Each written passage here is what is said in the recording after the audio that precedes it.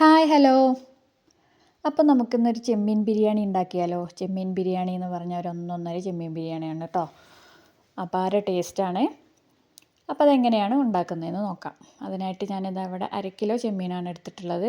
അതിലേക്ക് 2 ടീസ്പൂൺ കാശ്മീരി മുളക് പൊടിയും 1/4 ടീസ്പൂൺ മഞ്ഞൾപ്പൊടിയും 1 ടീസ്പൂൺ ഇഞ്ചി വെളുത്തുള്ളി പേസ്റ്റ്, ആവശ്യത്തിനുള്ള ഉപ്പ് കൂടിയിട്ട് കൈ കൊണ്ട് നന്നായിട്ടതൊന്ന് തിരുമ്മി യോജിപ്പിച്ച് കൊടുക്കുന്നുണ്ട് കേട്ടോ. ഇനി ഒരു അരമണിക്കൂർ നമുക്കിതൊന്ന് മാറ്റി വെക്കണം.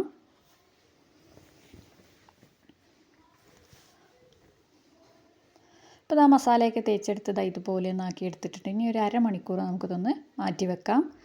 അരമണിക്കൂറിന് ശേഷം ഞാനൊരു കടായി വെച്ച് കൊടുത്ത് അതിലേക്ക് ഓയിൽ ഒഴിച്ച് കൊടുത്ത് നമ്മൾ മസാല തേച്ച് വെച്ചിട്ടുള്ള ചെമ്മീൻ അതിലേക്ക് ഇട്ട് കൊടുക്കുന്നുണ്ട്. ഇനി ആ ചെമ്മീനൊക്കെ ഒന്ന് ഫ്രൈ ചെയ്തെടുക്കണം.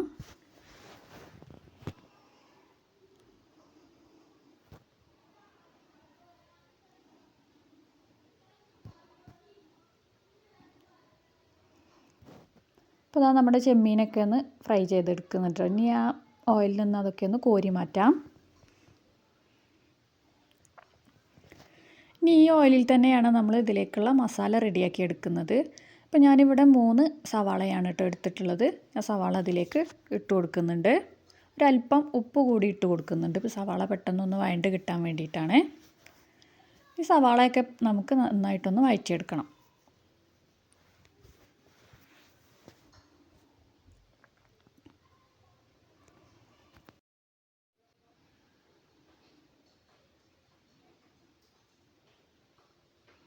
അപ്പോൾ നമ്മുടെ സവാളയൊക്കെ ഒന്ന് വഴണ്ട് വരുന്നുണ്ട്. അതിലേക്ക് 2 ടീസ്പൂൺ ഇഞ്ചി വെളുത്തുള്ളി പേസ്റ്റ് കൂടി ഇട്ട് കൊടുക്കാം.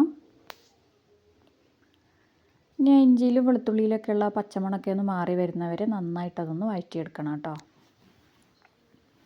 അപ്പോൾ അതിൻ്റെ പച്ചമണമൊക്കെ ഒന്ന് മാറി വന്നിട്ടുണ്ട്. ഇനി അതിലേക്ക് 2 തക്കാളി ചേർത്ത് കൊടുക്കുന്നുണ്ട്. തക്കാളിയൊക്കെ നന്നായിട്ടൊന്ന് വെന്ത് കിട്ടണം. നമുക്കതൊന്ന് അടച്ച് വെച്ച് വേവിച്ചെടുക്കാം.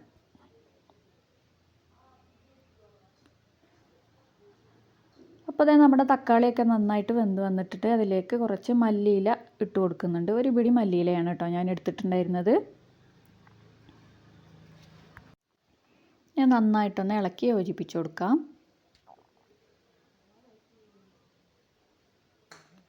ഇനി നമുക്കിതിലേക്ക് നേരത്തെ നമ്മൾ ഫ്രൈ ചെയ്ത് വെച്ചിട്ടുള്ള ചെമ്മീൻ ഇട്ട് കൊടുക്കണം. ഇനി ഇതെല്ലാം കൂടി നന്നായിട്ടൊന്ന് ഇളക്കി യോജിപ്പിക്കാം.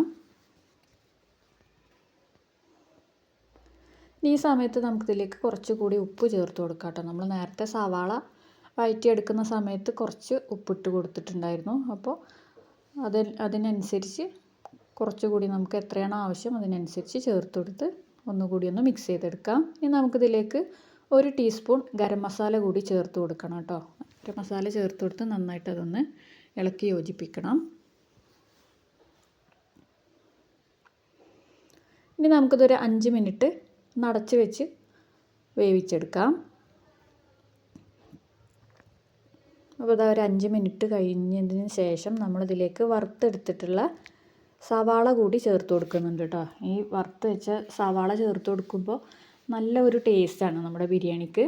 ഇപ്പോൾ ചിലർക്കൊന്നും ഈ വറുത്ത സവാള ഇഷ്ടമല്ലാത്തവരും ഉണ്ടാവും. അങ്ങനെയുള്ളവർക്ക് ഇത് ഒഴിവാക്കാം കേട്ടോ.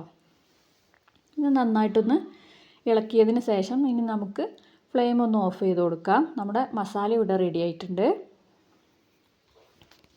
ഇനി നമുക്കതിലേക്കുള്ള റൈസ് ഒന്ന് തയ്യാറാക്കിയെടുക്കണം.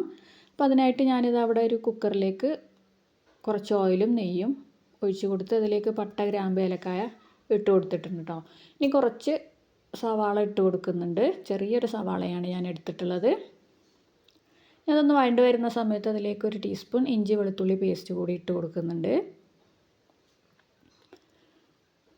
ഇനി നമ്മൾ നെയ്ച്ചോറ് ഉണ്ടാക്കുന്ന പോലെ തന്നെയാണ് കേട്ടോ. നമ്മൾ 1 ഗ്ലാസ് അരിക്ക് 2 ഗ്ലാസ് വെള്ളം എന്ന രീതിയിലാണ് വെള്ളം ഒഴിച്ച് കൊടുക്കുന്നത്. ഞാനിവിടെ എടുക്കുന്നത് 1/2 കിലോ അരിയാണ്.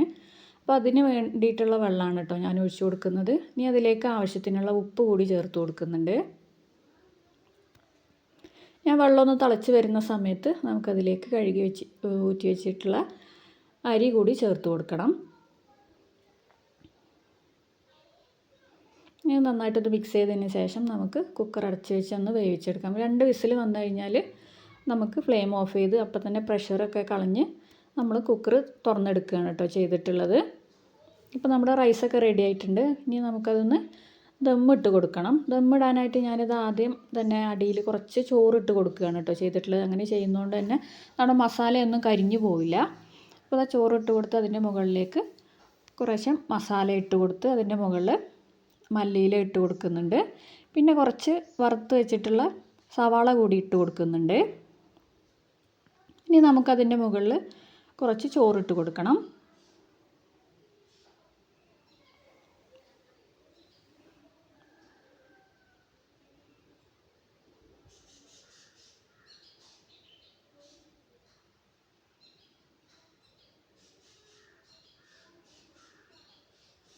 ഇനി നമുക്കിതിൻ്റെ മുകളിലേക്ക് കുറച്ച് നെയ്യ് കൂടി ഒഴിച്ചു കൊടുക്കാം.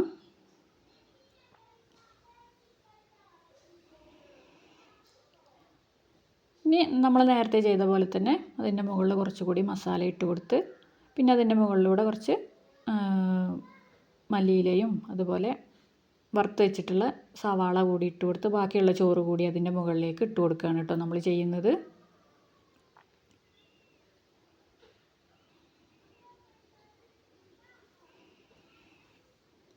പിന്നെ ബാക്കിയുള്ള സവാള കൂടി ഇട്ട് കൊടുത്ത് അതിൻ്റെ മുകളിലൂടെ കുറച്ച് മല്ലിയില കൂടി ഇട്ട് കൊടുത്തതിന് ശേഷം നമുക്ക് അടച്ച് വെച്ച് ഒരു 15 മിനിറ്റ് അതൊന്ന് ദം ചെയ്തെടുക്കുന്നുണ്ട്. ഞാനിവിടെ ഒരു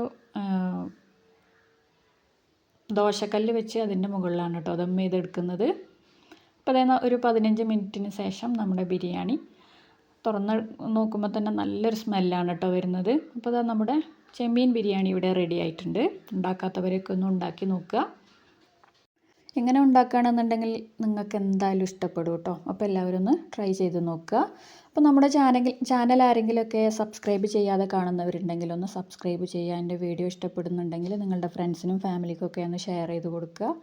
വീഡിയോയെക്കുറിച്ചിട്ടുള്ള അഭിപ്രായങ്ങളൊക്കെ ഒന്ന് കമൻറ്റിലൂടെ അറിയിക്കുക കേട്ടോ.